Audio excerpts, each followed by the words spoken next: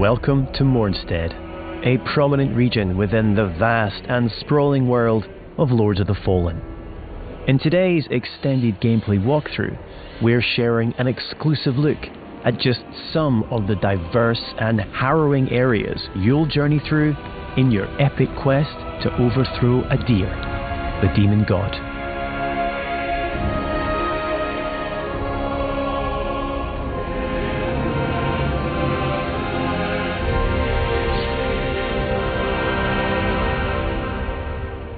This is Skyrest Bridge. It is guarded by Pieta, she of the Blessed Renewal, one of the game's early boss encounters.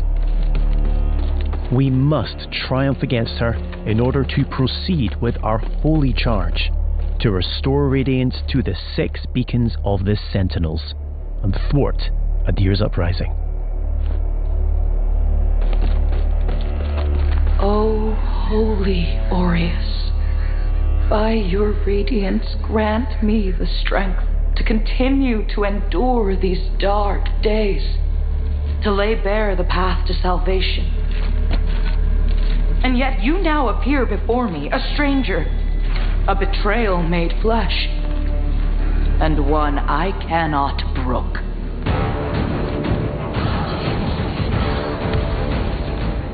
Melee, magic, and ranged abilities are seamlessly interwoven. Alongside standard attacks, you can choose between catalysts, bows, crossbows, or throwables, mapping up to 4 additional magic or ranged skills to your controller for immediate access. This rapidly speeds up combat and reduces the need to swap between options.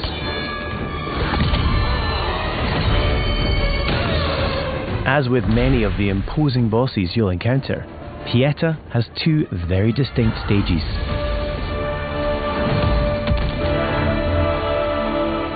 Death is not necessarily the end in Lords of the Fallen. When slain in Axiom, the realm of the living, you'll resurrect in Umbral, the realm of the dead. We now have one final chance to survive.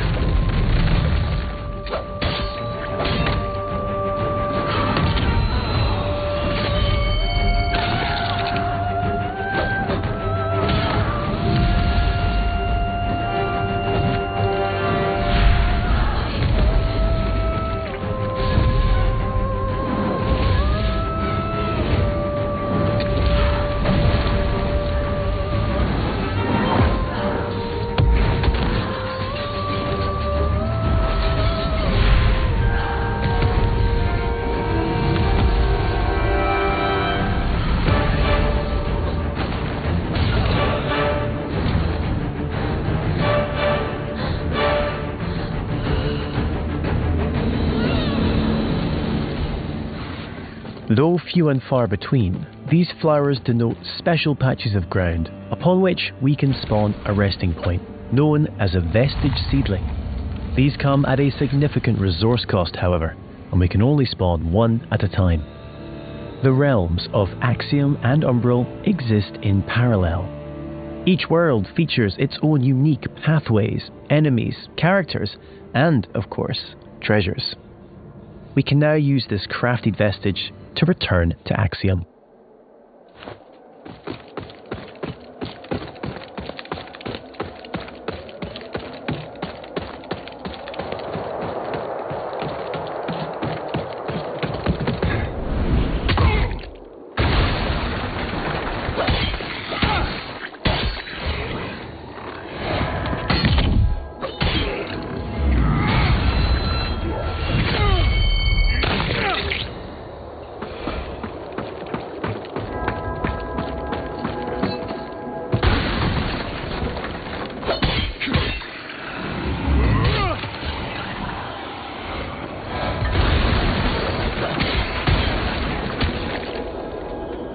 We can peer into the secondary realm at any time by raising the Umbral lamp, though be advised, this also renders you vulnerable to its inhabitants.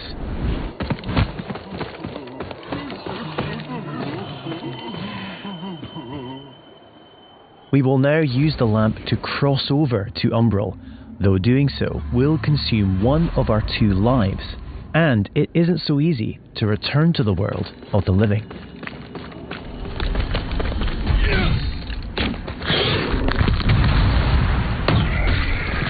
Many enemies require a different approach to combat. This mendacious visage, for example, is only vulnerable when attacked from the back, or when it reveals its true form.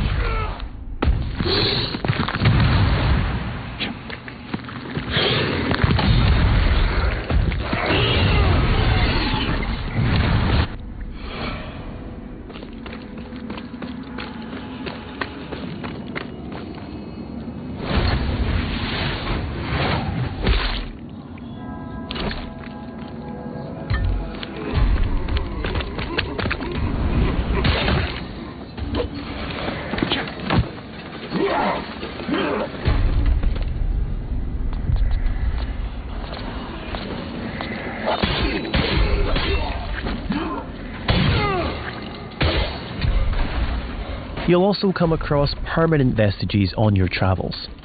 As well as using these to return to Axiom, you can also level up your stats at these locations.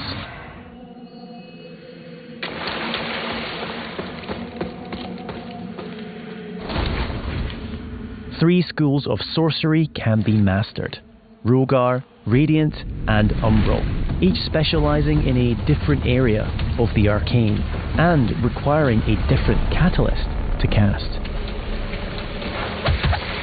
Our current build is adept in Rogar, characterized by devastating pyromantic attacks.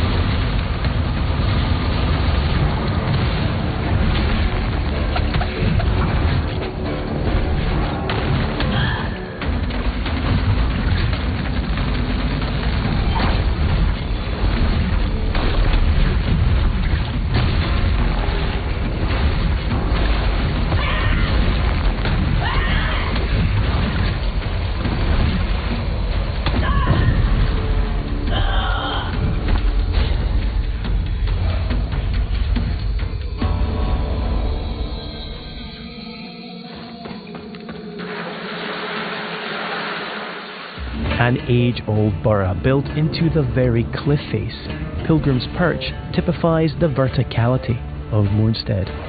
There are myriad pathways stretching both above and below, with hidden areas, treasures, and NPCs all awaiting discovery.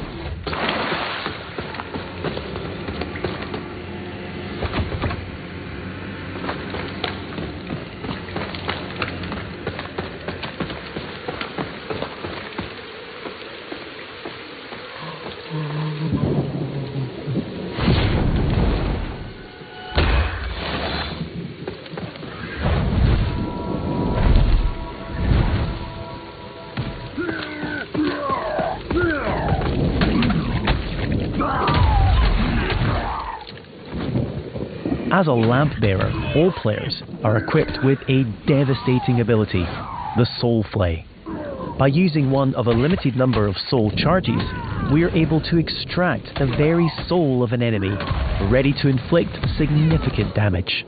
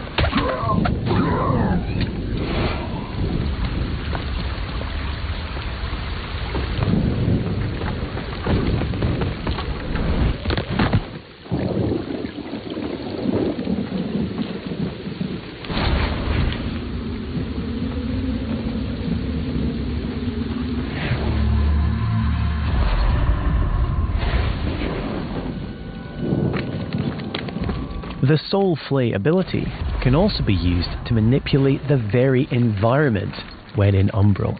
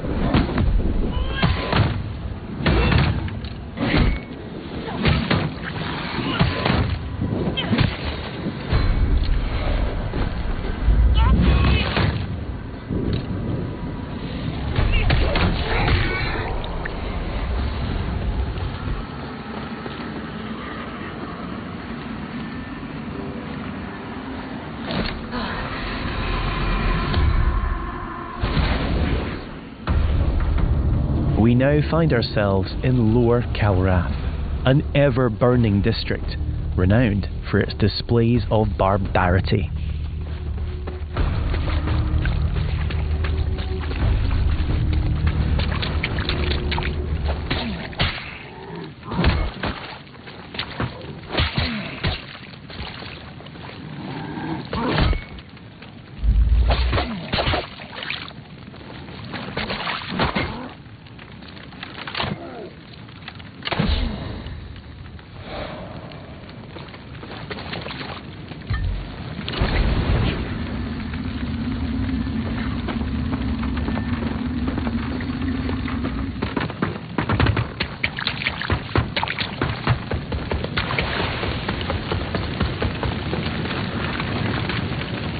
We're now going to invite a second player to join us on our journey.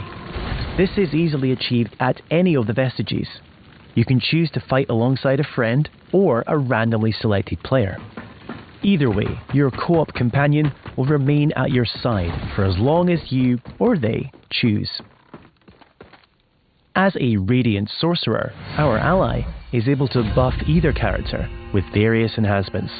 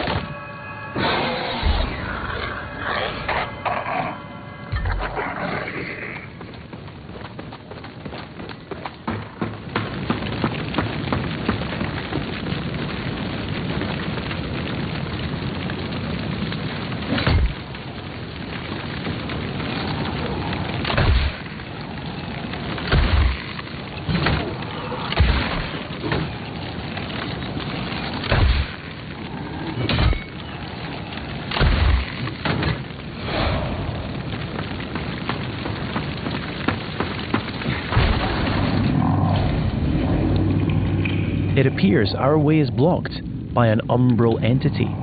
We will need to track its tendrils in order to locate and expel the source of its power.